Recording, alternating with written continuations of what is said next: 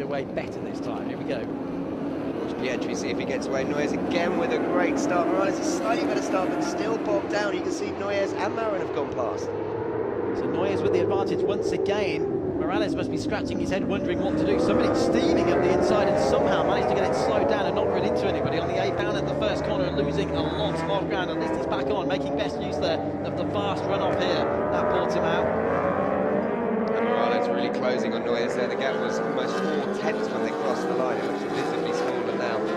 But again, I don't think these guys are going to try. Ryder and Silver actually won this Superbike tier at the CEV back in 2011, so 4 years ago now.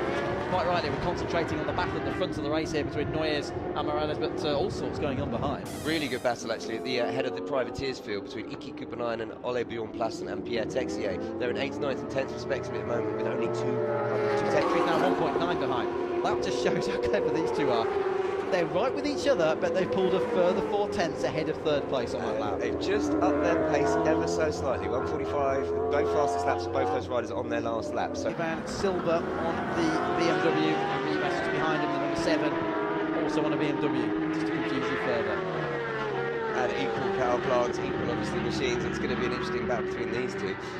Silver, I had real high hopes for him from the start of the race. I really thought, I know he had a great season last year, I know in qualifying it was good, so I thought he would be really talented. The long version of the track. The long version, as you can see at the bottom of the screen, is where the cars go. We take the shorter loop with the bikes. Now then, very distinctive line this time, and you get the feeling Morales could attack into turn 5. Noyes has a much wider line into there, and unless he gets defensive, he does leave that door open, which at the moment we did see, didn't we, in the last race where Morales actually took him, and as Noyes came back onto his apex, he had to stand the bike up. So I think that will be one of the big passing places.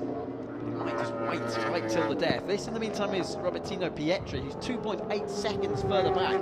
Make that 3 seconds behind the leader, but 2.8 behind second place, running around in a very lonely but very strong third place. They are lapping him about lapping 4/10 of a second quicker than Pietri, but I think if we go back, obviously, you have Silver in 4th. On that one, so there may well have been yellow flags down at the left hand of turn 5. That's the hairpin which weaves around the outside of the rather spectacular VIP tower here at Portimao. Glorious track. It was put together and finished in 2008. And just something quickly on that last lap, Robertino Pietri, half a second quicker than Morales and Noyes. So maybe again, now they've got the 2-second buffer at the front, the guy's relaxing, and Pietri putting in a very quick time, 1:48.0.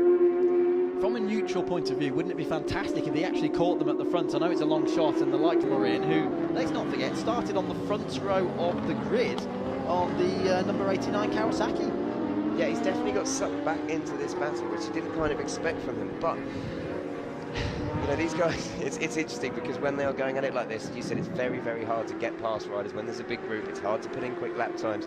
So he'll be frustrated to be back in 8th position, especially behind two privateers. But and here's the leaders now then. Is Morales at the inside? Yeah. Yes, he is. Very, very early move this time. Noyes may have just set the fastest lap again, but for the first time then, with just under 4 laps to go, Morales hits the front.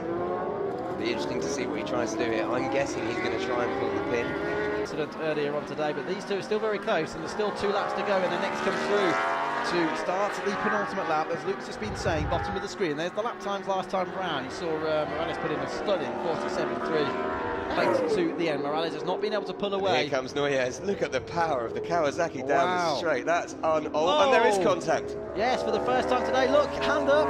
What are you doing, says Morales. Noyes thinking, sorry, I'll just hold back for now. But that is the first touch of the day between these two, and we've still got 2 laps of this. Late to the end. Morales has not been able to pull away. And here comes Noyes. Look at the power of the Kawasaki down the straight. That's and there is contact. Yes, for the first time today. Look, hand up.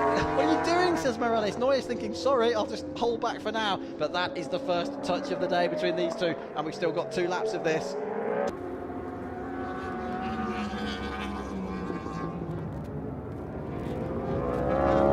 Twice racing incidents, you might argue, but Morales comes out on top this time. They are joint championship leaders heading to the next round at Barcelona. Over the line goes Morales for victory. Noyes a second, Pietri there, a second podium in as many races. And who wins that battle? From literally before the race happened, after seeing race 1, we knew it was going to be at a point they were going to make contact. It'll be very interesting to see what his version of events was there. Moyes and Pietri 1, 2, 3. Silva, as we know, just beats Rebas to 4th. Texia is 6th, as Luke mentioned. The Privateer back to beat Moyes this time. They're joint championship leaders now. Great to see Pierre Texia up there as well as the leading Privateer runner, and that Privateer battle is going to go on and on all season as well. And well done indeed to Pierre.